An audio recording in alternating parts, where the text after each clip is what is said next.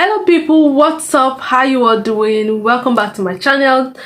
We've been doing a few reactions on not just bike. The last one we did was traffic calming in the Netherlands, and today we're going to be checking out car-free streets. Amazing, and we need more of them. So does it mean that there are some streets in the Netherlands that are just for bikes, just for cycling, no cars? Okay, today we're going to be checking that out and we're going to find it out together. Before we dive into it, I'm Oge. Welcome to the channel. It's your first time here, good to have you here. Thank you for stopping by. Do want to like, share, subscribe, smash the red subscribe button if you haven't, and turn on post notification bell. Let's quickly check this out together. Not just bikes. There's a remarkable thing in just about every Dutch city, areas that are almost completely devoid of cars, and it's amazing. Walking around these areas is remarkable. It's so lively, yet peaceful. You'll see people of all ages, children, seniors, families, everyone.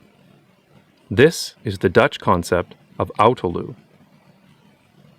It's important to note here what autolu is not. It does not mean car-free. There's a different word for car-free in Dutch, autovrij, and despite what Google Translate might like to tell you, they're not the same thing. Some people translate autolu as low car or car light, but that's not quite right. David Hembro, who writes the excellent blog A View from the Cycle Path, translates it as nearly car-free, which is probably the most accurate you're going to get. I'll put a link to David's video and blog in the description. Autolu areas are incredible. So it's crazy to me how whenever an autolu concept is proposed, in just about any city, there's a sudden irrational anger that it generates in people. You'll see claims that shops will go under, nobody will get anything delivered by truck ever again, people with reduced mobility will be left to rot in their houses, and buildings will burn to the ground because fire trucks can never get through. Or maybe you'll hear that it's part of some evil leftist agenda. This reaction isn't limited just to where you live, it happens everywhere. A few years ago I saw it myself when Toronto created a pilot project to limit through traffic to cars on King Street in order to speed up the streetcars. A pilot that was successful and became permanent earlier this year. When Copenhagen proposed to pedestrianize this street, how is that pronounced? You gotta be kidding me, Danish. The Stroll, in 1962, the mayor received so many death threats that he had to travel with bodyguards. The Danish street was a huge success, inspiring several others in the city. Shops on Copenhagen's pedestrian streets do great business, despite the cold and snowy Danish winters. And it happened in the Netherlands too, when the famous Groningen traffic circulation plan was proposed in the 1970s. That's the plan that ultimately turned this into this, and this into this. Shopkeepers staged protests, and the politician driving the project required police protection because of threats of violence. Today, nobody would propose bringing the cars back.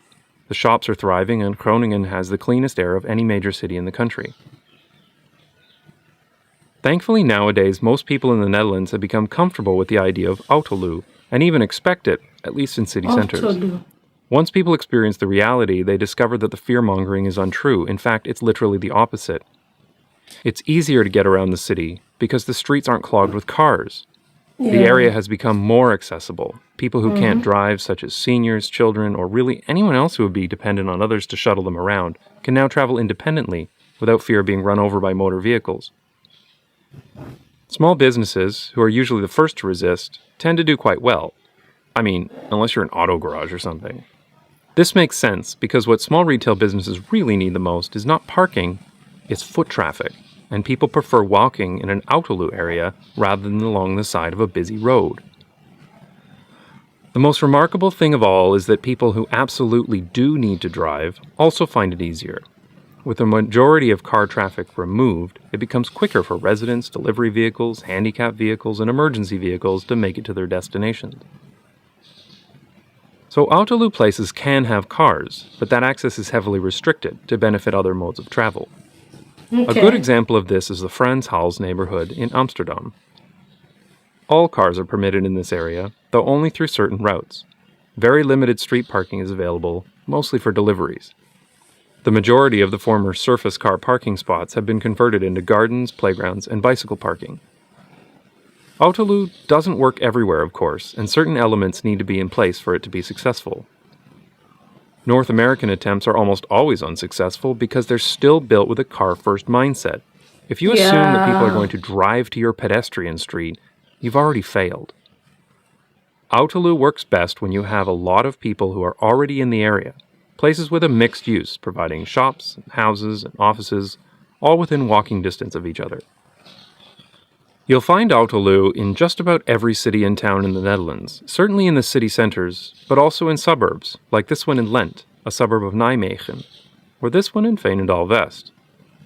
Autolu is most easily applied to old neighbourhoods, those built before the car, but there's nothing stopping the concept from being used in new developments, and Amsterdam Zuidas is an excellent example of this. Centred around a major train station, Zuidas is the financial district for Amsterdam. There are offices, shops, restaurants, cafes, and condo buildings all in one area. This would, in no way, be improved by allowing access to cars. Amsterdam wants to expand this concept significantly with the Agenda Amsterdam Autolu, a plan to make large parts of Amsterdam nearly car-free. There are a lot of very interesting elements to this plan, but I'll talk about that in more detail in a future video. Autolu is responsible for some of the greatest urban environments I've ever visited, so I'm really glad to see Amsterdam's plans for the future. And hopefully, other cities will follow the same trend where possible. But I'd recommend, maybe skipping the whole death threats from shopkeepers part. What do you guys think about this? Do you guys think that this is a good idea? Because from what we can see that it's actually a brilliant idea. It's a brilliant concept. Because that way, people are not scared to move around, to be honest. They are not scared to move around. They are not scared that, something is going to happen because there are cars and vehicles. They can easily walk. Do you understand?